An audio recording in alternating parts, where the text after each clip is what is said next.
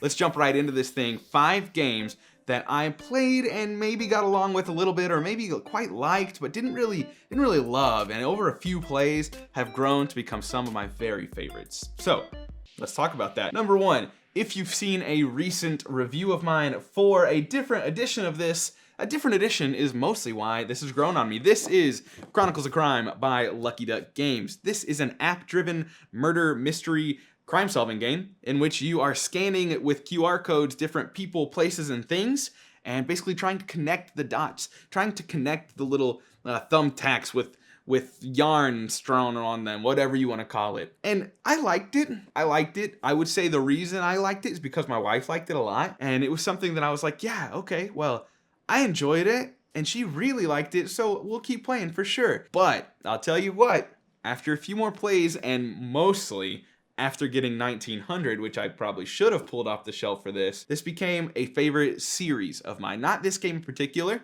I do think I am of the opinion that if you're just jumping into Chronicles of Crime, you should spring for 1900. I think what they add to that game makes it a better experience. But after having played this a handful of times, I really went from feeling like I was just scanning things until, something clicked, to me actually investigating, discovering, and solving puzzles to figure out the crime. The first couple times I played it, it was really mostly just scan. Oh, I remember that name. Yeah, probably that guy. Let's go talk to him. Scan, and so on and so forth, until eventually you stumble upon a conclusion or you run out of time and are forced to guess. With the entry with 1900, and just with having played a few more times and kind of understanding more of how to go about it instead of just scanning every single thing, I've come to enjoy this game a lot more. So, Chronicles of Crime, specifically Chronicles of Crime 1900, is a game that really grew on me. Number 2, also one that we've done a recent video on, Tammany Hall by Pandasaurus Games. This is a area control game set in the Tammany Hall Boss Tweed era, and essentially you are trying to gain favor with immigrant populations to gain their votes, and trying to use different crimes, things like slandering and whatnot, to take over certain areas of the map, and you get victory points for owning an X amount of areas, or for owning Tammany Hall, stuff like that. This is a game that I played the first time, and it's one that I did enjoy. I played this game once. I think it was with Sean and Jesse from Markham Family Gaming and Quackalope, and I did really enjoy it. It was a good game, for sure. I think I bought this copy from Quackalope, actually, and I've played it a couple times since, and it just keeps getting better. It just keeps getting better. It is such a unique, don't even want to say it's unique. It's such a simple execution of a game, but it's so thinky, and it can be really mean. And I love everything that this game produces. Both the production quality of it, speaking of produces, is great. I love the map, and then it's so striking with the colored cubes and the little chits all over it. I love that. Both the production value and just the game that it provides. Such a meaty game in a pretty small package. It's still a 90-minute game, but it's one that is really, really delightful, and I would play this way more often than I should or could if I had a group of 3 or more that met up consistently. The problem with this game is it is a 3-player minimum game, not one I could just go play with Doolin, not one I can just go play with Danielle. It's just not like that, but that's okay. It's such a good game, and every time I have people willing to play it, I will happily pull it out. Now, this is a game that I'm gonna save these two. I don't have this one here with me. It's actually upstairs. I was literally too lazy to walk up the stairs and grab it before pressing record and starting this video. I took it to the lake with me this weekend, didn't end up playing it, but we've played many times on BGA lately with our friends Jeff and Jamie over at Foster the Meeple, and this is King Domino. I really like King Domino, but I'll say when I first played it, it was a game that I enjoyed, and I understand why people like it so much. But it wasn't one that I really wanted to play all that often, to be real. I liked it, but it was good. It was like a 6 or 7 on BGG's rating. Like, enjoyed, will play again if in the mood, maybe something like that. But especially after having played it on BGA with Jeff and Jamie and Danielle a lot recently, it has shot up. I don't know if this would be in my top 20. It might very well be. King Domino, well, let me say, the past 2 experiences I've had have been bad. I've attempted a strategy that has not worked. But King Domino is a great game. It's so simple, and especially if you're playing with people that like to hate draft and that like to be strategical about their drafting, man, it is a blast. This game's so easy, so simple. You can teach it to anybody. It's dominoes and with crowns on them. That's essentially it. Really, really easy to play, and I love it. I think the BGA adaptation is my favorite way to play it. I'll be quite honest. Playing it on the table is great. I mean, nothing can make up for the physical presence of other people on a board game table, but BGA does it all for you. And King Domino's not even a hard game to set up. It's not a hard game to run, but BGA does all the sorting by itself. It's really just a great implementation. And having played it probably a dozen times with Jeff and Jamie at Foster the Meeple over the past month, it has been an absolute blast.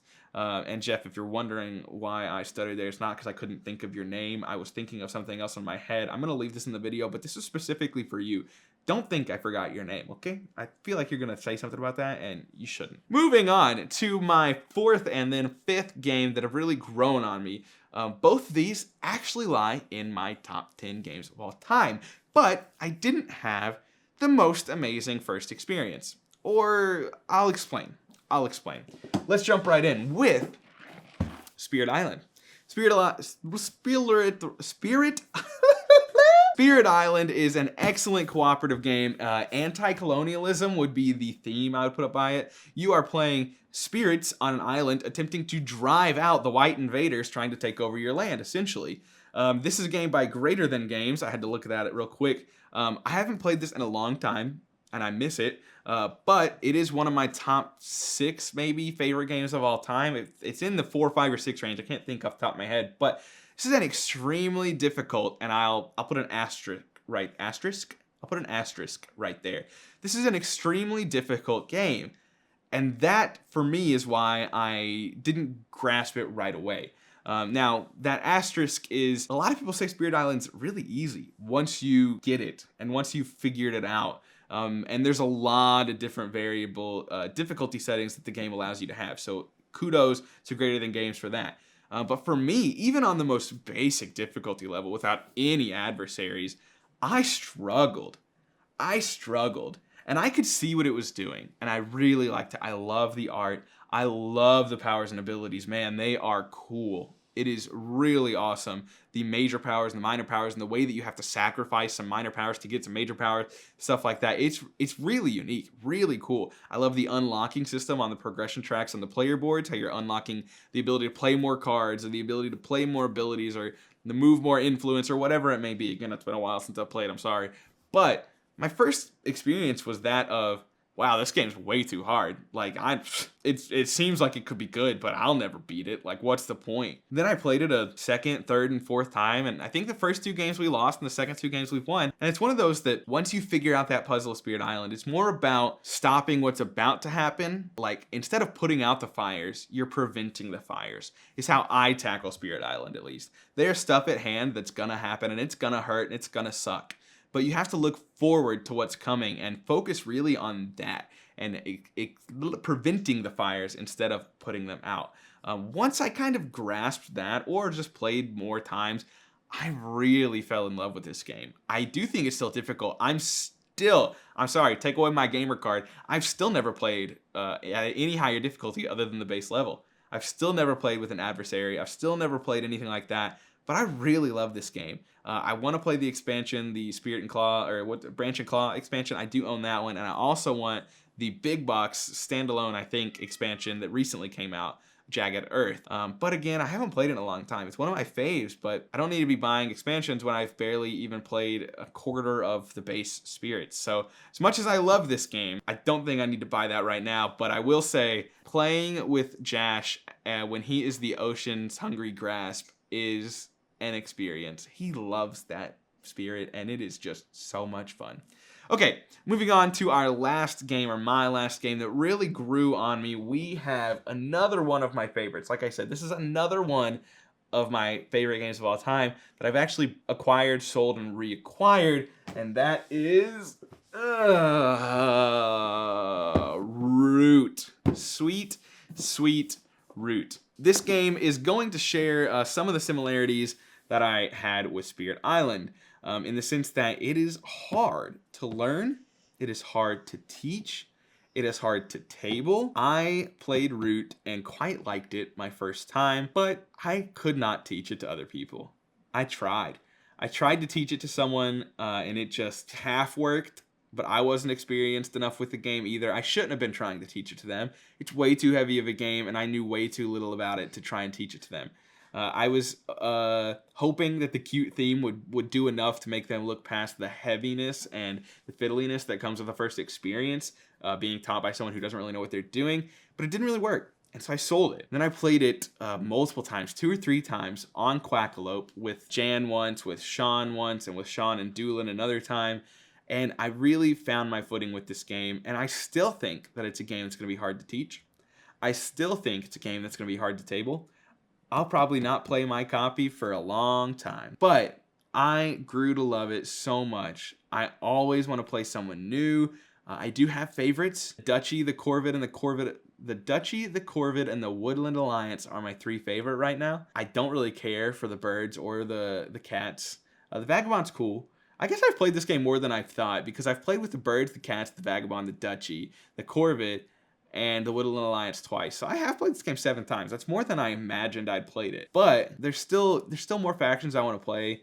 There's still more I want to experience this game, and it just really became one of my favorites. I knew I liked it after having played it, but I got rid of it thinking that I'd never be able to play it again, genuinely. I'm happy to have it back in the collection, and even though it may still be hard to table, it is one that has moved up from I like it, but I can get rid of it to I need this in my collection. I love it too much to not own it, regardless of when it gets played.